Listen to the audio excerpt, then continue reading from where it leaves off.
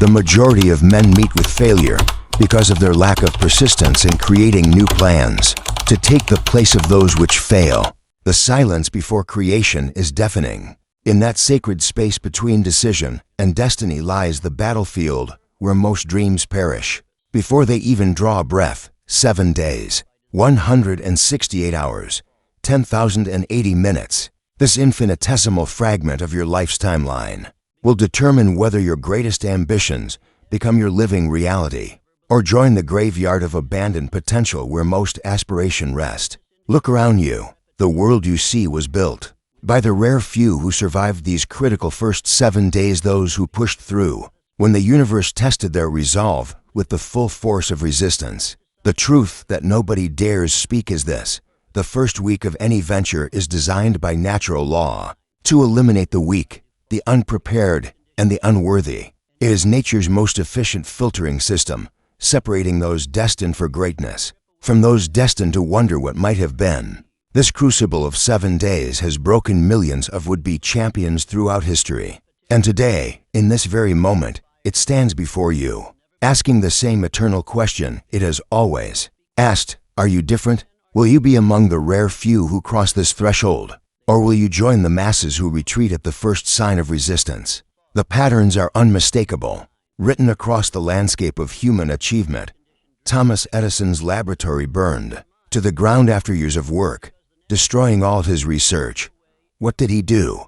Within 24 hours, not 7 days, but 24 hours, he had his team rebuilding, saying the fire had merely cleared away their mistakes. Henry Ford went bankrupt twice before creating the assembly line that revolutionized manufacturing forever. Walt Disney was fired from a newspaper for lacking imagination and watched his first animation company collapse into bankruptcy. These titans of achievement all faced their 7-day trial by fire, and unlike the masses, they emerged not just intact but transformed. The question that hangs in the balance of your existence is not whether you will face this trial, you will, but whether you will recognize it for what it truly is, the doorway to your greatest self. Most fail not because the challenge is impossible, but because they misinterpret the resistance as a sign to retreat when it is, in fact, the threshold guardian testing their worthiness to enter the temple of achievement.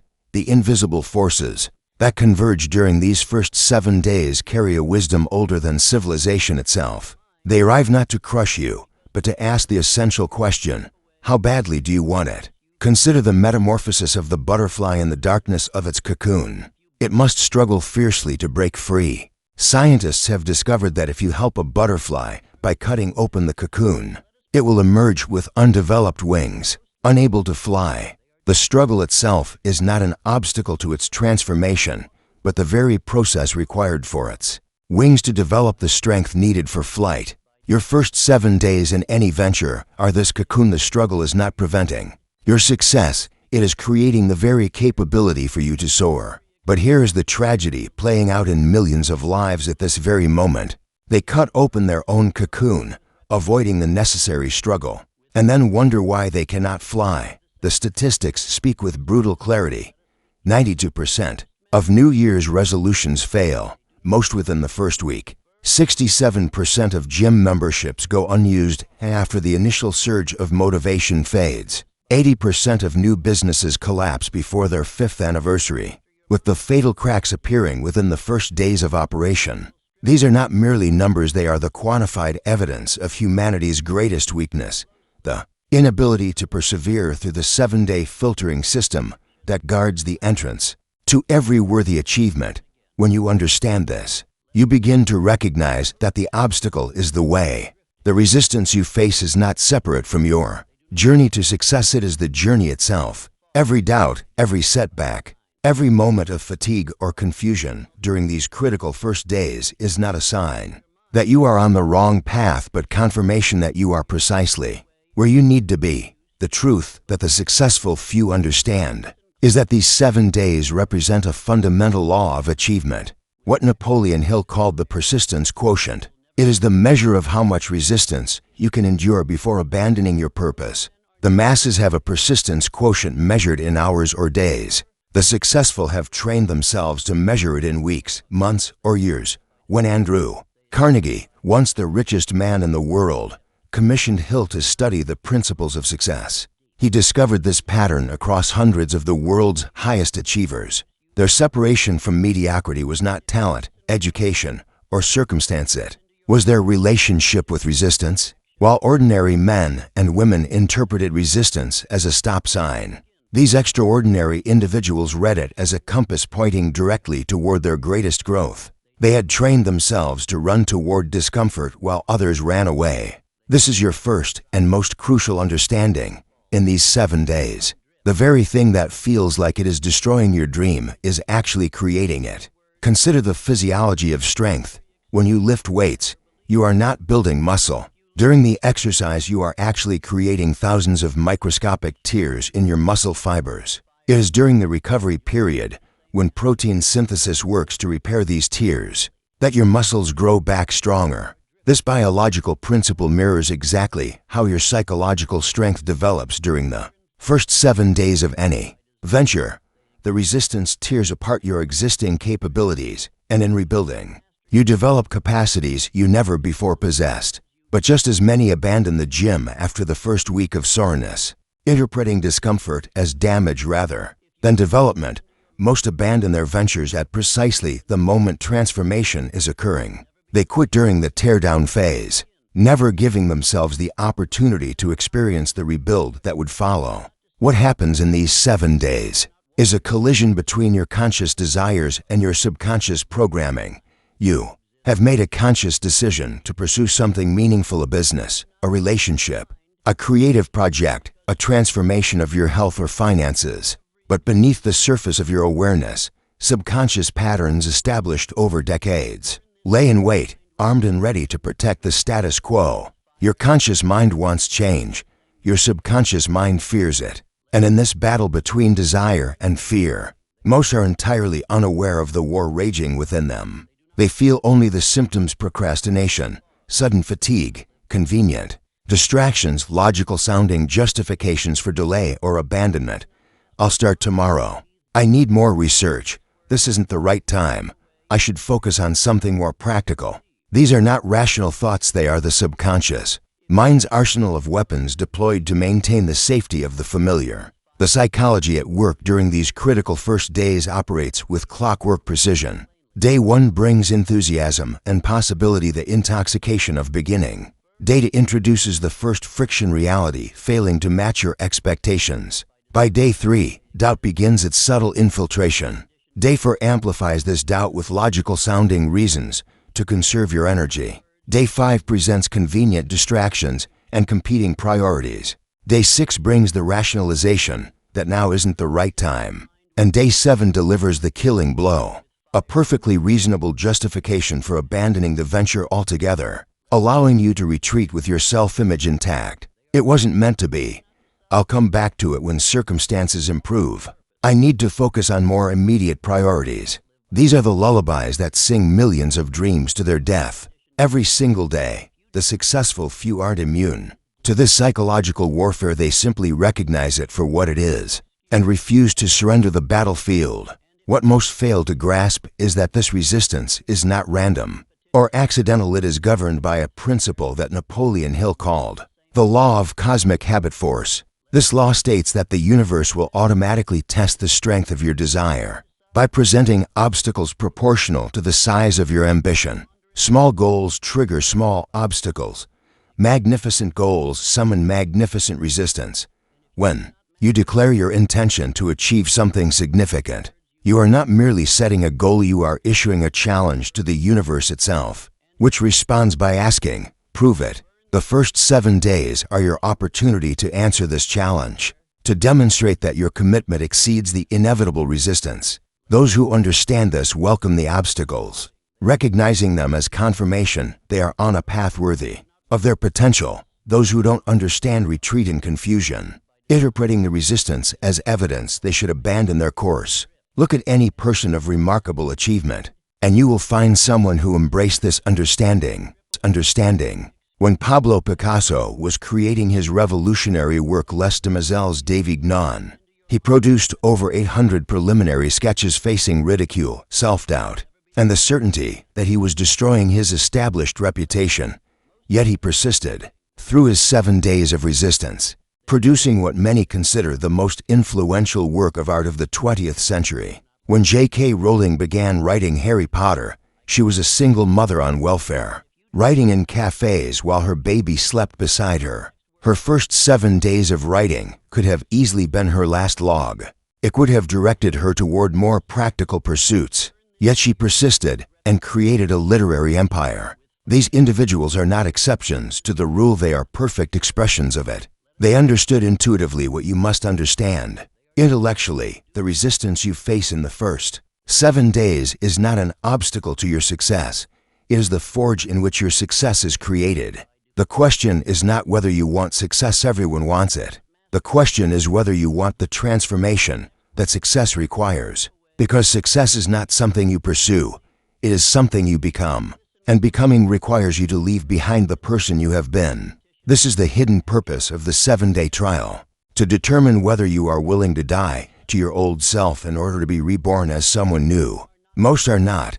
They want the outcomes of transformation without the process of transformation itself. They want the butterfly's flight without the butterfly's struggle. And so they remain caterpillars, wondering why they cannot soar. The successful few understand that the discomfort they feel during these first 7 days is not the pain of death, but the pain of birth. They are not losing themselves, but finding themselves. What feels like destruction is actually creation. The mechanics of failure during these critical days follow distinct patterns. The first and most common is what Hill called the alibi.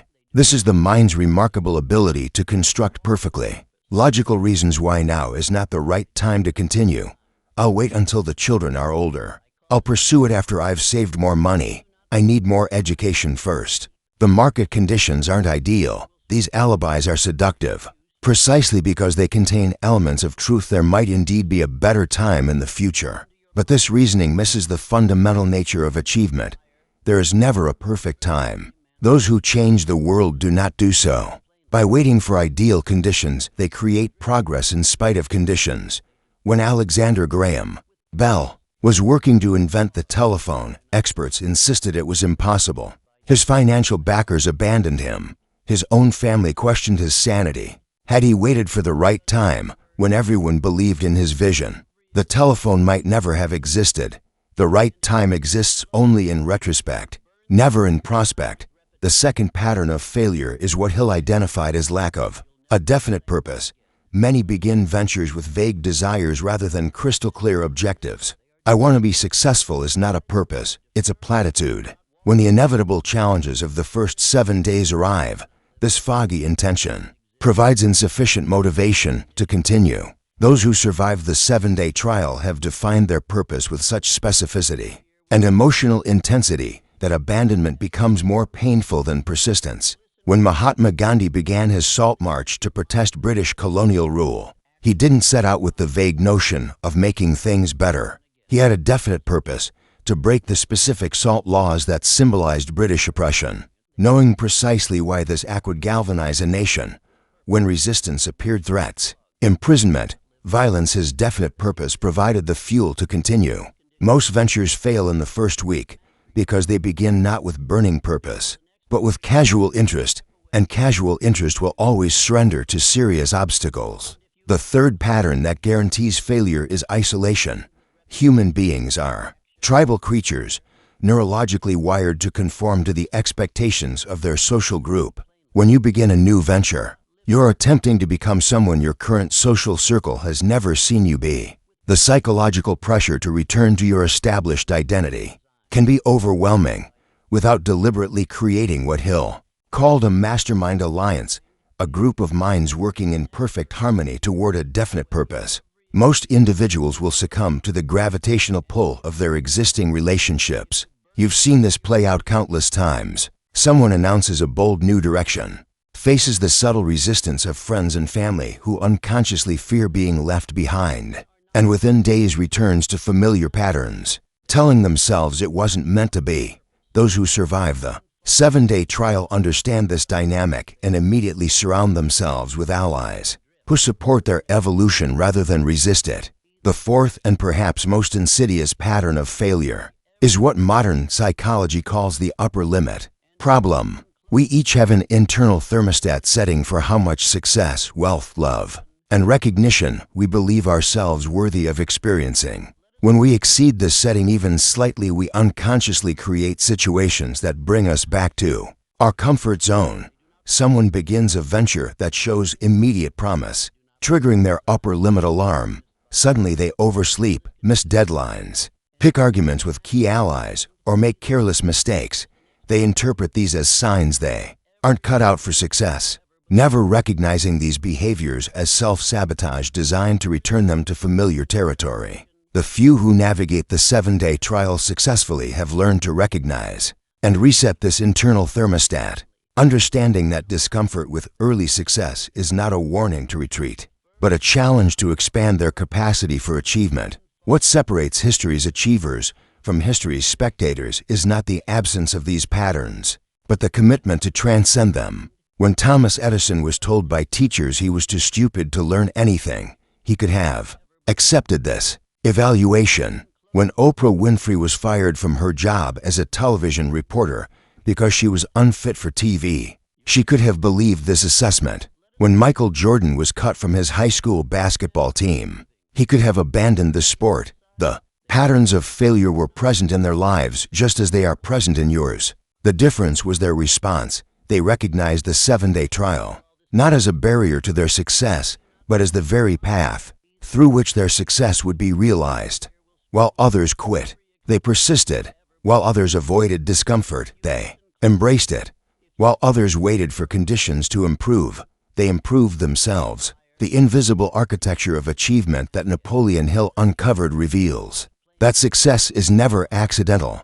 It follows specific laws as predictable as gravity. The first of these laws is that you attract not what you want, but what you are. Most ventures fail in the first 7 days because the individual has not yet become the person capable of sustaining success. They want the rewards of success while maintaining the identity of mediocrity.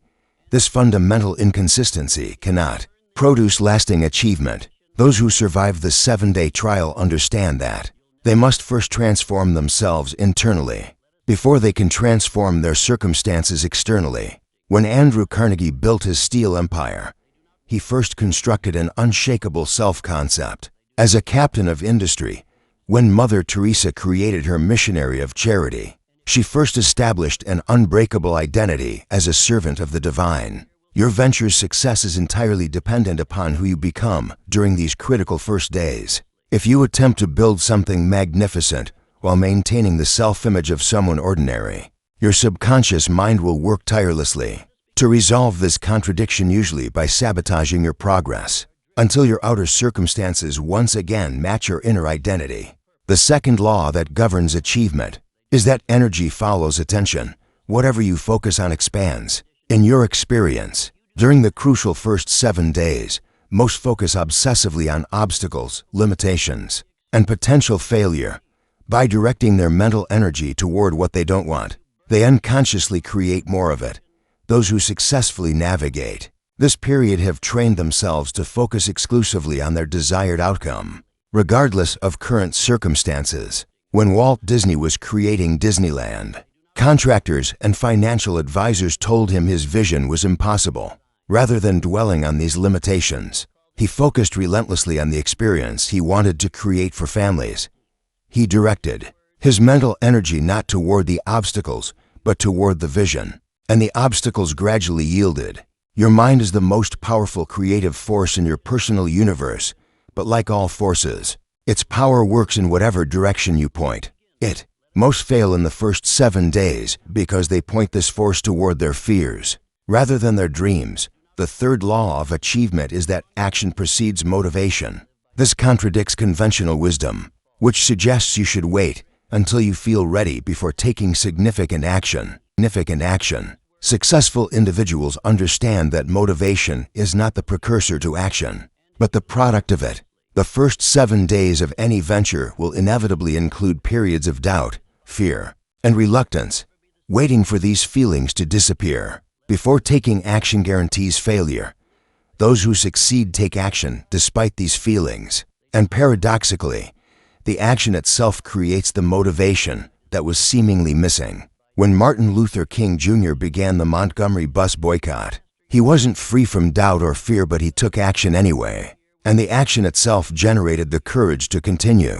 Your emotional state is not the cause of your actions, it is the result of them. Most ventures collapse in the first week because their creators make the fatal error of waiting to feel confident before acting decisively. The fourth law, perhaps the most profound of all, is that persistence transforms probability into certainty. Any significant achievement has an element of statistical improbability at its outset. The longer you persist, the more attempts you make, the closer you bring that improbability to inevitability. Thomas Edison's creation of the practical incandescent light bulb required over 10,000 failed experiments.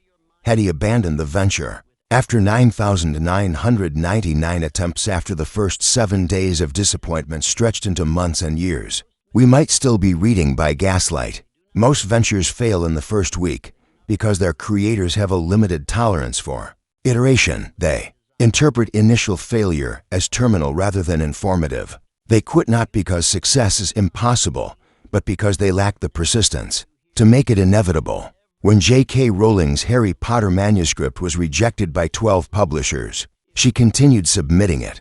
The statistical probability of publication increased with each attempt until it became a certainty. Your persistence doesn't just keep you in the game, it fundamentally changes the game itself. This brings us to the most critical understanding of all. The first 7 days are both the greatest barrier to success and its greatest opportunity. This period will reveal with perfect clarity the internal contradictions that have prevented your achievement thus far. Each obstacle you encounter isn't blocking your path. It's showing you precisely where your path must go. When resistance appears, it isn't testing whether you can avoid it, but whether you can use it. Every doubt, every setback, every moment of confusion is diagnostic, revealing exactly what you must develop within yourself to succeed. Those who fail interpret these diagnostics as evidence of their limitations.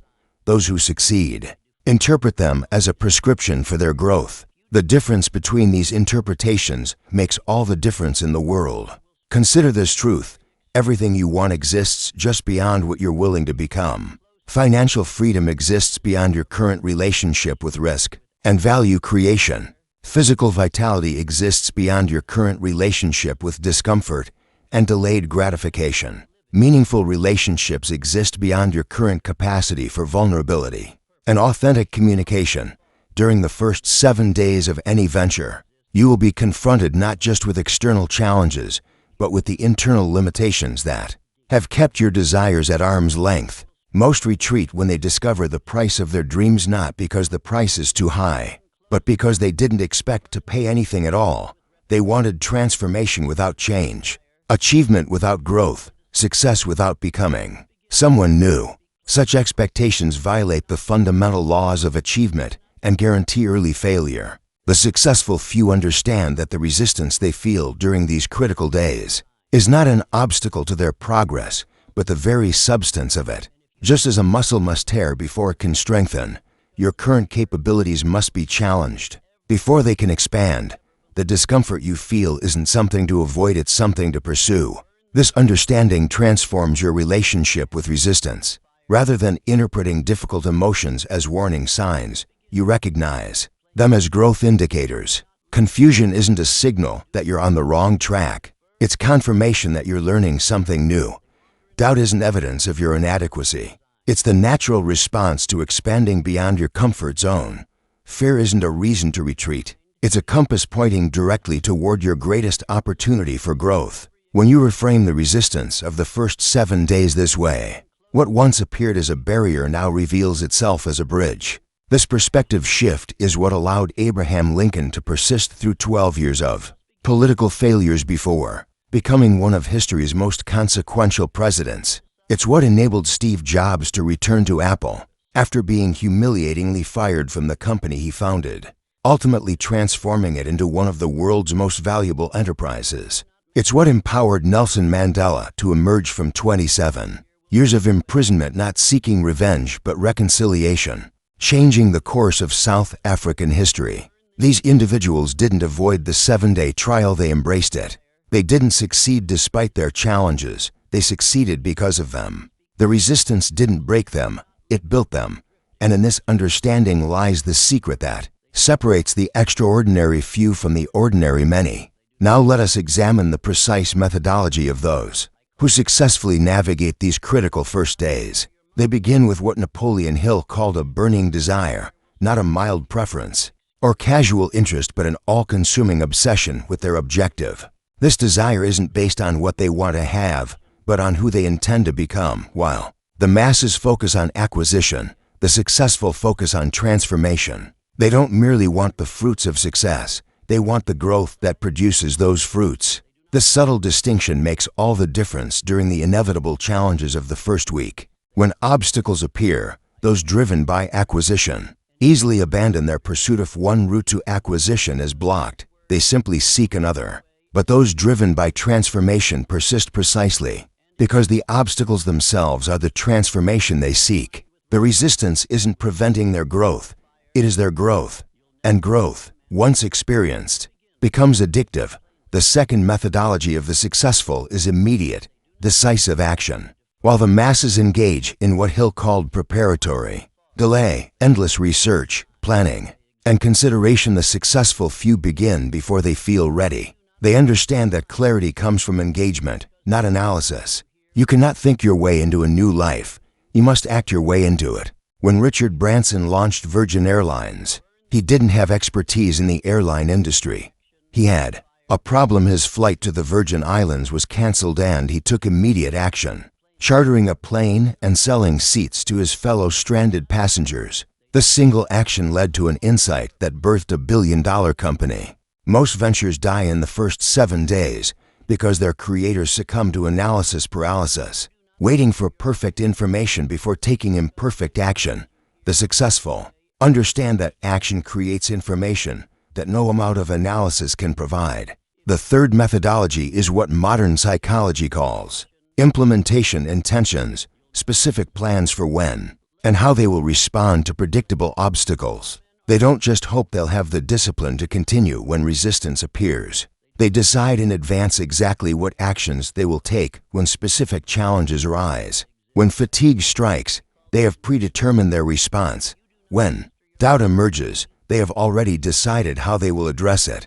When distraction beckons, they have established in advance how they will maintain focus. This approach doesn't eliminate the challenges of the first 7 days, but it transforms them from unexpected crises into anticipated milestones. Each obstacle becomes not a surprise to be feared, but a checkpoint to be crossed with a clear strategy already in place.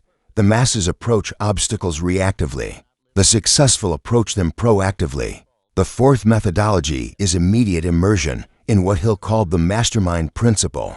No significant achievement in human history has ever been accomplished in isolation. Those who successfully navigate the 7-day trial understand that the right associations are not a luxury, but a necessity.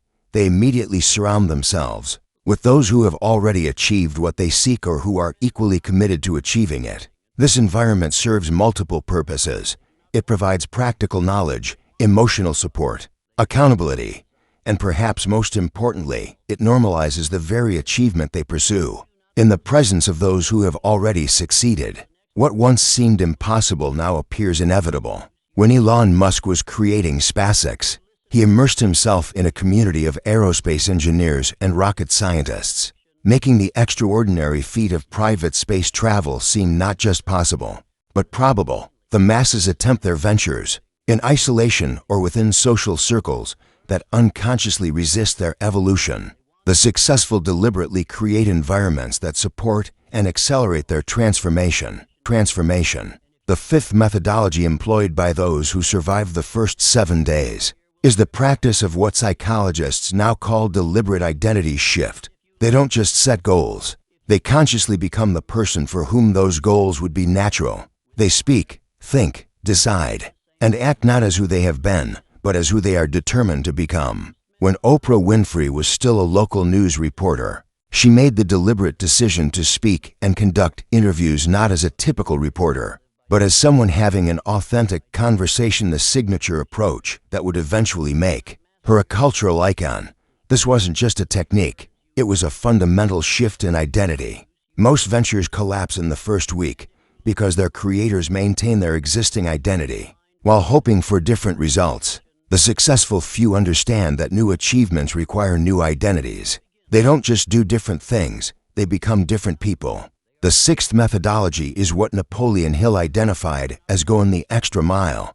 While the masses do the minimum required, the successful few consistently deliver more than is expected or demanded. During the critical first days of any venture, this approach creates what modern business theory calls asymmetric returns, disproportionately positive outcomes from relatively small additional inputs. When Jeff Bezos was building Amazon, he didn't just meet customer expectations, he obsessively exceeded them, creating what he called customer delight. This approach generated word-of-mouth momentum that propelled the company forward. Most ventures fail in the first week because their creators maintain a transactional mindset, giving exactly what is required and expecting immediate reciprocation. The successful understand that extraordinary returns come only from extraordinary investments. They don't merely do what is required, they do what is remarkable. The seventh and perhaps most powerful methodology is the practice of what Hill called applied faith, maintaining absolute conviction in the ultimate success of their venture, regardless of temporary setbacks or apparent failures. This isn't blind optimism, but a trained capacity to interpret events productively, rather than destructively. When Walt Disney went bankrupt with his first animation studio, he didn't interpret this as evidence that he should abandon animation. Instead, he saw it as valuable feedback about what didn't work, which informed his next, more successful attempt. The masses interpret setbacks as terminal. The successful interpret them as instructive. Most ventures die in the first 7 days because their creators lose faith at the first sign of trouble. The successful maintain unwavering faith not despite evidence to the contrary, but because they've trained themselves to find the opportunity hidden within every apparent obstacle. The methodology of the successful isn't complex, but it demands a level of commitment few are willing to make. It requires you to embrace discomfort rather than avoid it, to seek resistance rather than flee from it, to find joy in the struggle itself rather than merely anticipating the rewards that may follow. This is the fundamental shift in perspective that separates those who fail in the first 7 days from those who succeed. The unsuccessful see the process as the price they must pay for the outcome. The successful recognize that the process itself is the reward. The struggle isn't what stands between them and happiness. It is where their deepest fulfillment is found. They don't persist despite the challenges, they persist because of them. The resistance isn't preventing their joy, it is their joy. Consider the implications of this understanding. If the resistance you face in the first 7 days is not an obstacle, but an opportunity, then everything changes suddenly. The doubt you feel becomes not a warning to retreat, but an invitation to grow. The confusion you experience becomes not evidence of your inadequacy, but confirmation that you're expanding beyond familiar territory. The fear that emerges becomes not a signal to stop, but a compass pointing directly toward your greatest potential for growth. With this perspective, the very things that defeat the masses become the fuel for your success. You don't avoid the resistance, you use it. You don't resent the struggle, you embrace it. You don't wish for an easier path, you develop the strength to walk the difficult one. This perspective shift is what allowed Helen Keller, born blind and deaf, to become a world-renowned author and activist. It's what enabled Mahatma Gandhi, a shy and unimposing lawyer, to challenge the British Empire and lead India to independence. It's what empowered Viktor Frankl to find meaning and purpose. Even in the horror of Nazi concentration camps, these individuals didn't succeed because they faced fewer challenges than others. They succeeded because they interpreted their challenges differently. They didn't ask, "Why is this happening to me?"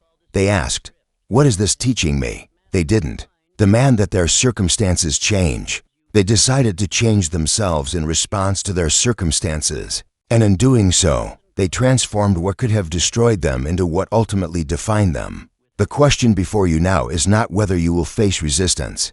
In the first 7 days of your venture you will. The question is what this resistance will mean to you. Will you interpret it as the universe telling you to retreat, or as the universe asking if you're serious? Will you see obstacles as barriers to your success or as bridges to your transformation? Will you experience doubt as a warning sign or as a growth indicator? Your interpretation will determine your response, and your response will determine your results. The masses fail in the first 7 days not because the challenges are too great, but because their interpretation of those challenges is too small. They see the resistance as something happening to them rather than for them. And this single misinterpretation makes all the difference. Napoleon Hill discovered through his decades of research that achievement isn't governed by circumstance, but by character, not by what happens to you, but by how you respond to what happens. The first 7 days of any venture are not testing your ideas, your strategies, or your timing. They are testing your character. They are revealing, with perfect clarity, who you currently are and what you must become. Each obstacle you encounter isn't a roadblock, it's a mirror, reflecting back to you the precise areas where growth is required. Your financial challenges reveal your relationship with value creation and resource management.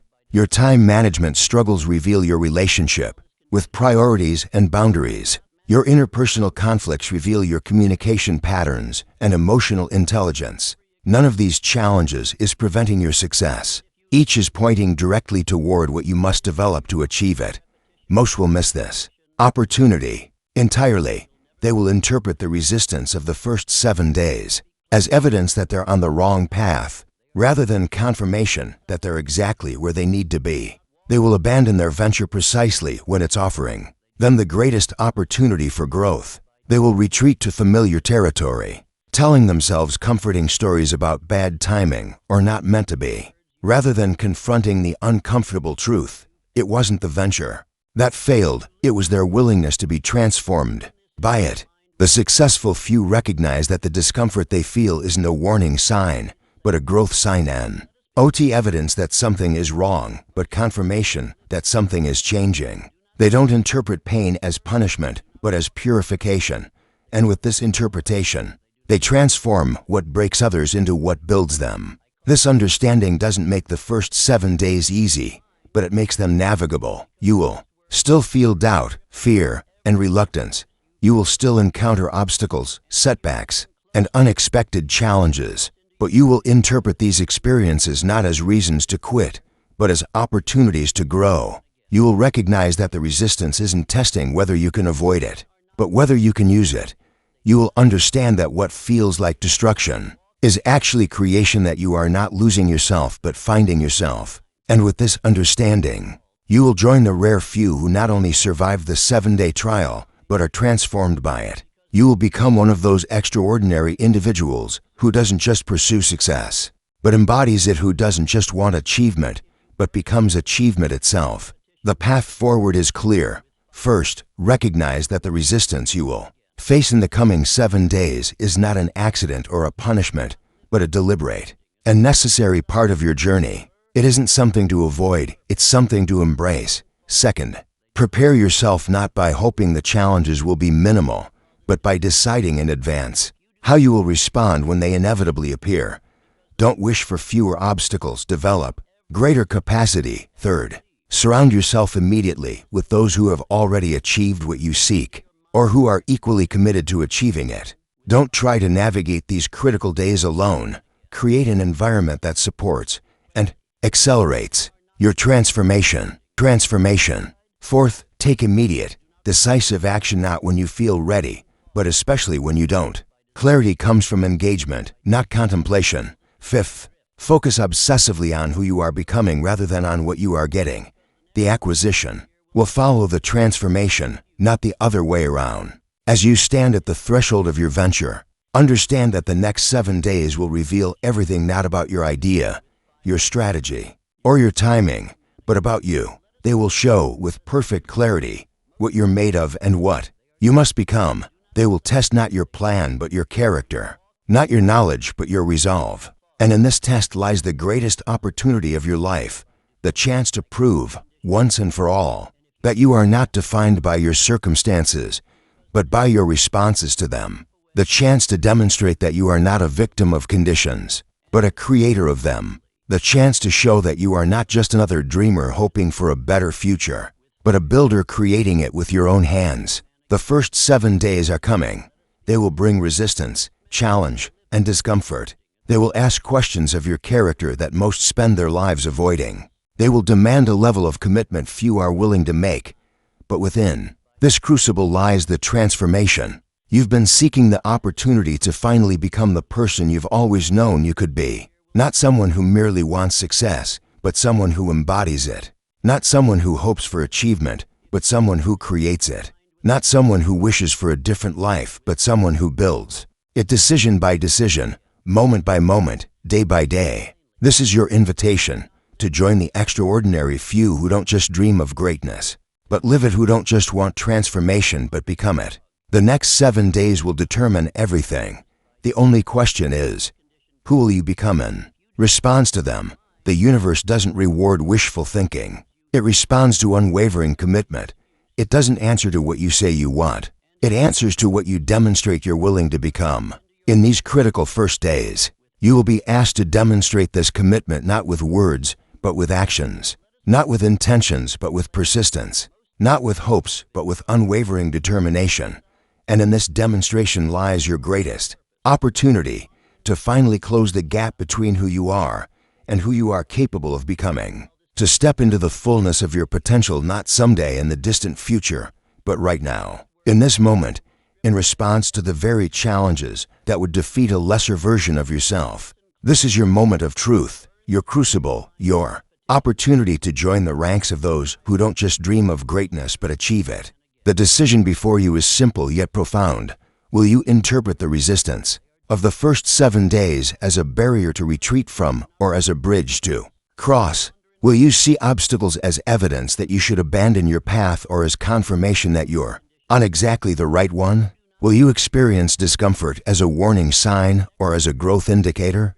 Your interpretation will determine your action, and your action will determine your outcome. Choose wisely, for in this choice lies the difference between a life of mediocrity and a life of magnificence. The first 7 days are coming. They will test everything, and in that test lies your greatest opportunity not just to achieve success, but to become someone worthy of it. As the sun rises on your first day, remember this truth. You are not merely beginning a venture, you are beginning a transformation. The resistance you will face isn't preventing your success, it is creating your capacity for it. Each obstacle isn't blocking your path, it's showing you precisely where your path must go. The doubt isn't evidence of your inadequacy. It's confirmation that you're expanding beyond your former limitations. This isn't just another attempt at achievement. This is your emergence into the person you were always meant to become. In these critical first 7 days, you will be tempted countless times to retreat to familiar territory. The voice of mediocrity will whisper seductive alibis, offering you comfortable excuses to abandon your journey. But now you recognize these voices for what they truly are, the final gatekeepers testing your worthiness to enter the temple of achievement. And with this recognition comes your power, not the power to avoid challenges, but the power to use them, not the power to escape discomfort, but the power to be transformed by it. The extraordinary life you seek exists just beyond these 7 days. Cross this threshold not by avoiding resistance, but by embracing it. Not by fearing transformation, but by becoming it. Your greatest self awaits you on the other side. The time has come. Your 7 days begin now.